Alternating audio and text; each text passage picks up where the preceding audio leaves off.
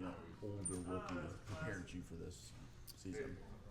I think just kind of having the knowledge of the game a little bit more, having a few more years under my belt, just easier to kind of pick things that I'm comfortable with and knowing I can do, and just kind of going back to that whenever I need to. So just having the knowledge under my belt. For you, what's been the hardest adjustment in game so far that you think is the difference between NBA basketball compared to other levels? I think one adjustment is now you never know if you're gonna have a big night or not. Like you might play 0 or 35. So I've come off the bench before, no problem. But it's always been kind of steady. So that process of just staying ready, and then when you get on the court, you're always gonna either be matched up with one of the best players in the league because every team got one, or they're gonna try to get a switch on you so you get matched up with them. So you're gonna end up guarding everybody. So it's just tough assignments. Yeah, and for you, talking about staying ready, you're a guy who's a shooter. How do you stay ready? You know what I mean? I feel like shooting is something that you be in your rhythm, staying hot. So how do you stay loose and ready to go out there? No, I honestly don't think shooting is the tough part. I think that just comes with reps.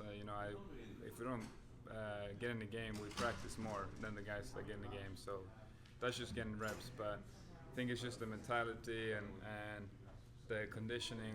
We do extra conditioning, but it's nothing like the real game. Obviously, nothing's ever going to compare to that. For you, what's right now been probably, I guess, your biggest surprise or a player that caught you off guard that you're like, holy shit, this is the NBA?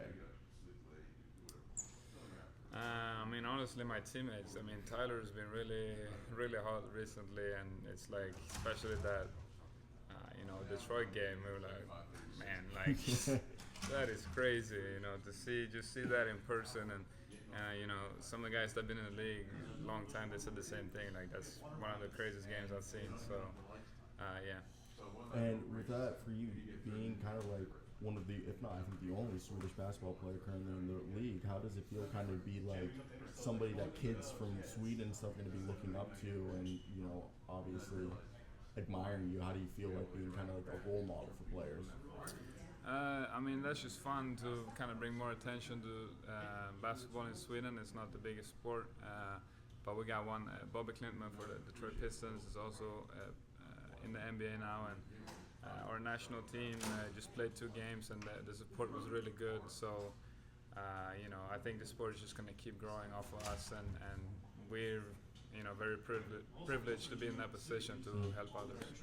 And it was Jonas Jurekka was the Swede, one of the most recent Swedish players. Did you have any relation with him or know him at all growing up? No, I didn't know him personally. You look up to any guy that's that good at what they do, and he's reached out and said whatever you need. I've been through it all, so the support is there.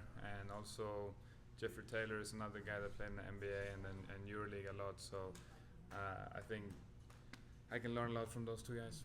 Yeah, and for you, what's one skill that you hope people will start to take notice that you think is your most underrated or overlooked?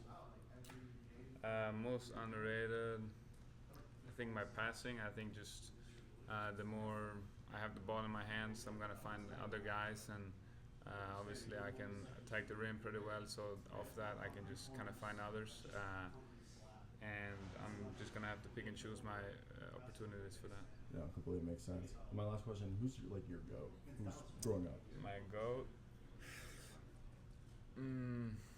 I don't really think I have a lot of different favorite players. I didn't have a really GOAT. I think growing up it was Michael Jordan because my dad was Michael Jordan fan and he just fed it into his sons, So, yeah, Michael Jordan. Yeah, completely. Well, man, I appreciate you. Have a great one, dude. Thank you.